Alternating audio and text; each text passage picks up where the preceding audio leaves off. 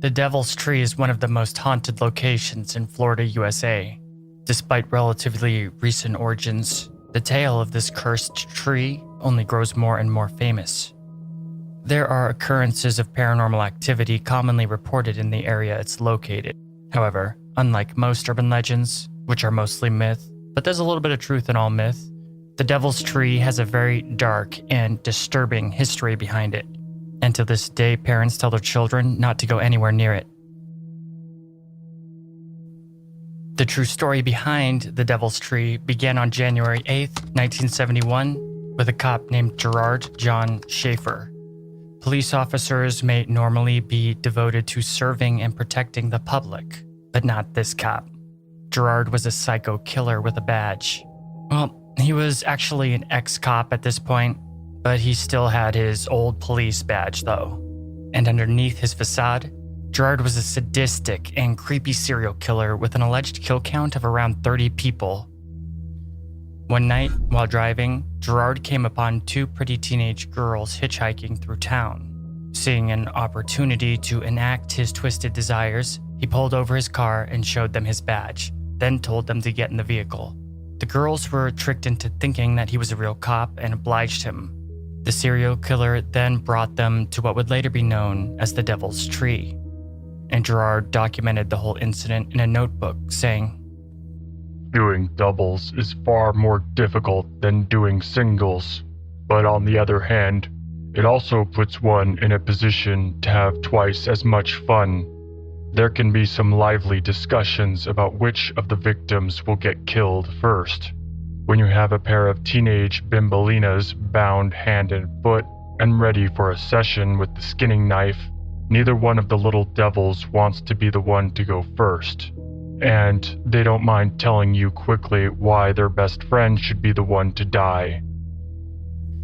Gerard would later go into detail about how he killed the girls, saying stuff like he told the girls to put on blindfolds and that they were nervous but did it anyway. It gets pretty dark. He threw ropes around the Devil's Tree and tied them around the girls' necks. Occasionally, he'd lift them into the air, choking them, then let them back down to enjoy their begging and pleading for their lives. The girls were gagged, bound, raped, and tortured over an agonizingly extended amount of time. Gerard getting as much twisted pleasure as he could from the heinous crime. Eventually, he did kill his victims by hanging, both only 19 years old. He then decapitated the girls, but he wasn't done desecrating their bodies just yet. Over the span of 10 days, Gerard returned to the tree to have relations with their headless, decomposing corpses. So the sick sociopath was a necrophiliac on top of being a serial killer. It wasn't coincidence Gerard brought the girls to that particular tree, though. He did it for a very specific reason. The ruins of his childhood home were right next to the tree, and at the time, you could even still see the foundations of the old house. After he was done killing the girls and having sex with their bodies, he left the ropes in the trees so he could return later and reminisce about two of his favorite kills. About 4 years later, in 1977, two men going through the woods stumbled upon a pretty gruesome scene. They found the girls' decomposing corpses with the deteriorating ropes still swaying from the tree. And it's from this point on that the urban legend of the Devil's Tree really kicks off. For many years, there were reports of hooded figures practicing occult satanic rituals around the tree. So many supposed sightings of these hooded figures were reported, even local law enforcement became unnerved. Anyone who got close to the tree was scared away by these people in the woods or went missing without a trace.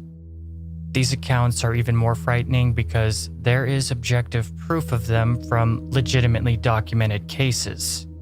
Like in 1985, when a couple were romantically involved in the woods, but got freaked out when they noticed hooded figures staring at them.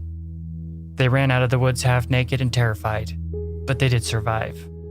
In 1992, there was a case where two children narrowly escaped being abducted in the woods, the children very likely narrowly avoiding a horrible fate. In 1993, a pastor, sick of all the devil talk, put a big wooden cross next to the tree and performed an exorcism. But the cross was simply found turned upside down not long after, which is a common satanic symbol. Still, these are just a few examples among many encounters with these enigmatic hooded Satanists. Eventually, authorities and local officials were so sick of all the ghost stories and hooded figures in the woods concerning the Devil's Tree, they decided to do something about it. Around the year 2000, they decided to turn the area into a park. One of the first things on the to-do list was to chop down the Devil's Tree. 2 workers took chainsaws to the tree, and both the chainsaws mysteriously malfunctioned. Thinking it had something to do with the bark, one of the workers hacked off a piece of the tree and took it with him. When the 2 got in their truck to leave, they immediately suffered a fatal accident and both died. After these workers' deaths, the curse of the Devil's Tree became part of the legend.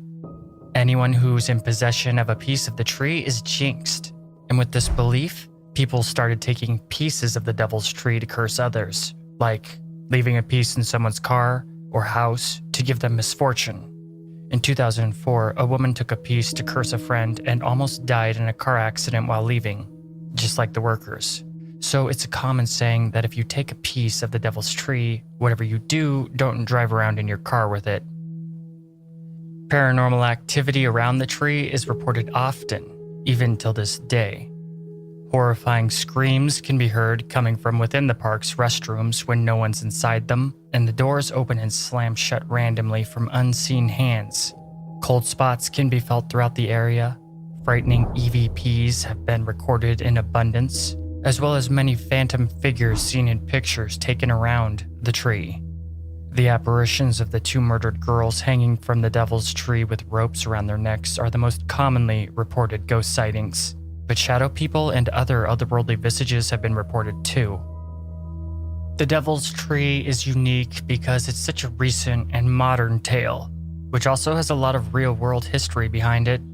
Don't worry though, the 6th psycho Gerard Schaefer was brought to justice for his horrifying crimes, and was also stabbed to death in prison.